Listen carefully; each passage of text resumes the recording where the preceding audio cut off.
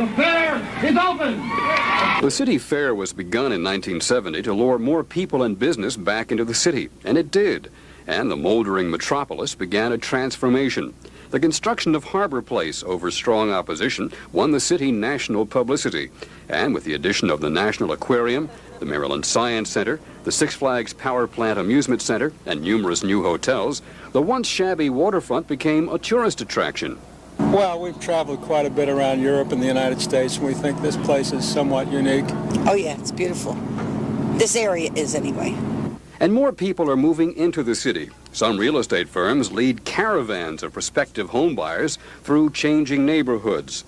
The refurbishing of old rundown houses has changed former slums into trendy and expensive townhouses. In many old neighborhoods, such as Fells Point, homes that originally sold for $10,000 or $12,000 now sell for $200,000 or $300,000 each after refurbishing. But many longtime residents, some on fixed incomes, face steadily rising property taxes and other problems. You miss the old neighbors, because like I said, I've been around here for 24 years. Other than that, everything's pretty good in this neighborhood. It's quiet. But there are the taxes and the parking problem. Yeah, the taxes and the park. Well, the taxes, well, anybody knows when you fix up a neighborhood, your taxes are going to go up. But the parking problem is the worst around here. And here in the Canton area, they're just beginning to experience a similar housing boom. This waterfront condominium project is but the first, and eventually the entire shoreline of Canton will be converted into high-priced housing, and residents have mixed emotions. It'll be good for the community, but you know, as far as for the older people that's been living here all their life, you know, the taxes and everything's going to go up, and I think they're going to have difficulty paying them and stuff. The old Bethlehem shipyard across the harbor will undergo similar development. And I think we're going to see a new city there over the next 5 to 10 years. And this new Rouse project across from Harbor Place will include a penthouse condominium selling for more than $1 million. Downtown has definitely become upscale. But just beyond all this glitter and glamour is another Baltimore. A Baltimore of decaying homes and lives. And although many inner-city residents believe that neither the city nor the economy is helping them, much has been done.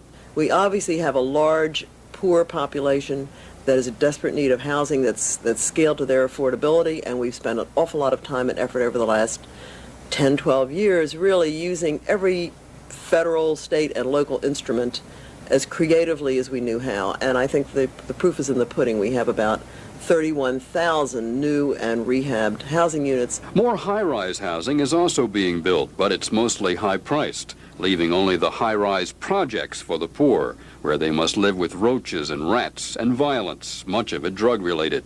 City officials are trying to cope with the project's problem. It was more or less looked at as a temporary form of housing when it was designed 30, 40 years ago.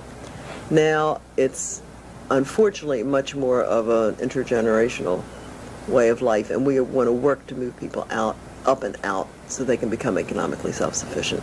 The uncertainty about Mayor Schaefer's future and about his successor as mayor leaves unanswered questions about the city's problems. After schools opened this month, it was revealed that many new teachers failed writing tests, but student test scores were up, though still below the rest of the state. But I think the school system is a little better, but the crime is really what's getting next to me. I think there should be more protection because there are a lot of break-ins and a lot of people getting mugged, and it's just too much crime going on. During the first week of September, there was a string of murders in Baltimore, and last year Baltimore was ranked as the second most violent city in America, even though Baltimore's crime rate has been dropping steadily in recent years. I think we need to concentrate a little more in the crime as far as the neighborhoods, but other than that, I think Baltimore is a pretty good city. I think Baltimore isn't doing any worse than any other major city. I'm very proud of my city. The fire that raged below Baltimore Street last night is a difficult type of fire to attack, mainly because it involves dragging hoses and heavy equipment hundreds of feet underground. But we discovered today that Baltimore City firefighters who responded to the call last night were well prepared for just such an emergency. The company stationed in the downtown area on off days, which remain off days, not too much traffic or people downtown, like a Sunday morning or a holiday morning, they will come uptown and go down into the tunnel and just more or less pre-fire plan, we call, the area, so that when they do have an emergency down there, they're not totally unaware of what to expect. In fact, the fire department has a tunnel liaison officer whose full-time job is to watch for fire hazards, both during construction and in planning the finished system. Meanwhile, BG&E crews have been working since last night, first to restore power in the downtown area, and now to bring the electrical system's capacity up to par. They're estimating they'll be on the scene here for at least another 24 hours. When they move out, the MTA engineers move in to assess damage to the subway station. But the MTA is optimistic the fire won't seriously delay subway construction. We were about 2 weeks ahead of schedule in this particular job. Right now, we feel fairly comfortable that this will not pose a major problem to us. As you might imagine, the cost for these electrical repairs will be a tremendous one. But an MTA spokesman today assured us that their insurance company and the contractor's insurance company will cover it. Joyce Jefferson, News Scene 2 on Light Street. Prosecutors allege the scheme to cash stolen food stamp authorization cards centered around this man, 28-year-old Carol Chambers. Until recently, Chambers was a cashier in the Maryland Department of Social Services main food stamp office on North Charles Street. Today at Chambers' trial in U.S. District Court in Baltimore, another man, Stephen McKinley, testified that for 2.5 years, going back to 1979, he regularly brought stolen food stamp cards to Chambers at the Charles Street office. Chambers knew the cards were stolen, McKinley said, but he cashed them in for food stamps anyway, pocketing about 20% for himself. Under cross-examination, defense attorney Harold Glazer tried to discredit McKinley's testimony before the jury, first by emphasizing that McKinley had plea bargained with prosecutors, who allowed him to plead guilty to just one of several charges against him in return for his testimony against Chambers, and two, through questioning, drawing out the fact that McKinley was addicted to heroin and stole the food stamp cards to support his $240 a week habit. Statements McKinley said were true. Chambers is the first state employee in Maryland and one of the first in the country to be charged with cashing stolen food stamp cards. The defense should begin presenting its case tomorrow. Chambers' attorney won't say whether his client will testify. Joan Gartland, Channel 2 News Scene at the Federal District Courthouse. Let me do one more. I have to do a different version, just in case. Ready? Mm-hmm. Bob Beglider's 7-Eleven on Reisterstown Road is much like the other 29 convenience stores run by that chain in Baltimore County. It sells milk and magazines and candy and coffee and even sandwiches and snacks. It also sells Pac-Man and asteroids in a game room off the main floor. And Beglider says the video games bring him substantial income and no trouble. He says adults play his games at least as much as kids do, and though the council decision will cause him to get rid of 2 machines, he says he's delighted with their action because they didn't ban the games altogether. They've given us the opportunity as business people to prove that we can handle our own situation. They haven't denied us the opportunity, which is important. What about cutting you back from 4 machines to 2? We feel that, you know, if this is what the community will be satisfied with, we're part of the community, and we want to blend in with the community.